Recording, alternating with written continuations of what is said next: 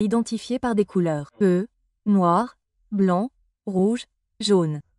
Le truc, c'est qu'en termes de 9 êtres éthérés, j'ai entendu dire que j'avais arrêté d'utiliser le terme noir il y a plus de 10 ans. Mais j'ai rencontré un Américain et un Africain qui m'a dit, vous savez, vous n'êtes pas africain. Donc, quand il s'agit de véritable identification et de la façon dont nous nous identifions et de nous éloigner de ces termes de colonisateurs, quelle est la bonne identification?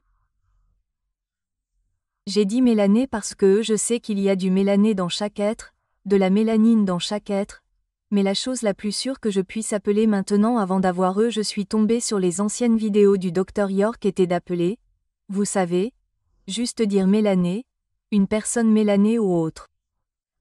N'est-ce pas? Alors encore une fois, que diriez-vous pour l'identification?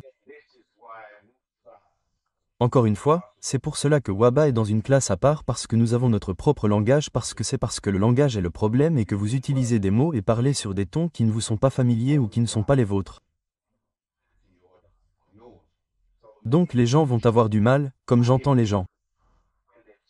Quand ils parlent, ils vont dire, si vous dites n'utilisez pas le terme Dieu, ils vont dire, oh, le Très-Haut, ou, quoi que ce soit, ou, qui que ce soit, et vous vous dites, c'est parce que si vous prenez le temps d'apprendre notre langue, et de parler Batawab. En Waba, c'est ce que vous utiliserez des termes comme Noyan. C'est la meilleure façon de décrire quand vous dites mélané. Comme vous l'avez dit, tout le monde et tout contient de la mélanine à un certain degré, donc ce ne serait pas le terme pour utiliser le mot noir, comme vous le savez, encore une fois, quand les gens disent noir. Ils l'utilisent en quelque sorte comme une couleur, ce qui n'a même pas de sens, parce que vous pouvez être dans n'importe quel environnement et regarder ce qui est perçu comme étant la couleur noire, et vous voyez leurs différentes variations ou nuances de noir. Vous savez, même ce que vous savez quand vous portez des vêtements qui...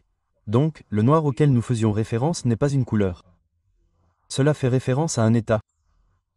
Un état d'esprit, un état de conscience.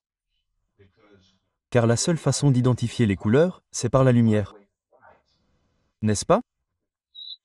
Car la lumière qui traverse un prisme sépare les différentes vibrations en ce que les gens appellent des couleurs.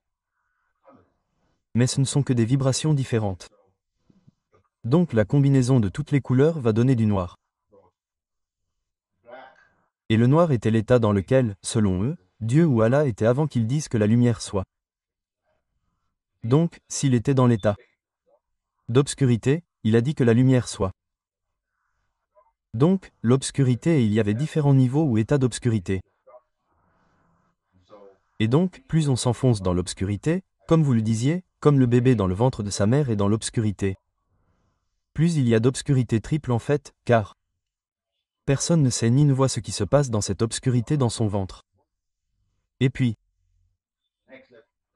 le niveau d'obscurité suivant, c'est quand on sort sur la planète et qu'on fait l'expérience de ce que les gens appellent le jour et la nuit. Mais la nuit n'est pas vraiment le bon terme pour cela.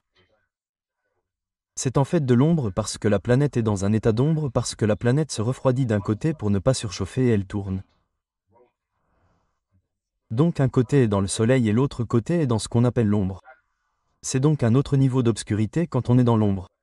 Mais quand on sort de la planète, on est toujours dans l'obscurité. L'obscurité qui entoure, vous savez, les étoiles. On voit toutes les étoiles dans l'obscurité, mais il y a un autre niveau d'obscurité au-delà, où il n'y a pas d'étoiles et il y a des niveaux d'obscurité. C'est donc ce qu'on dit, l'état d'obscurité est ce que nous sommes en tant que personnification du soleil. Comme eux, vous savez, les gènes de la chaleur du soleil ou des êtres qui sont venus de cette obscurité du soleil. Donc oui, vous avez raison. Le meilleur terme à utiliser est Napian ou Sabian. Noapian, ouais, d'accord. Ou Savian, d'accord, magnifique.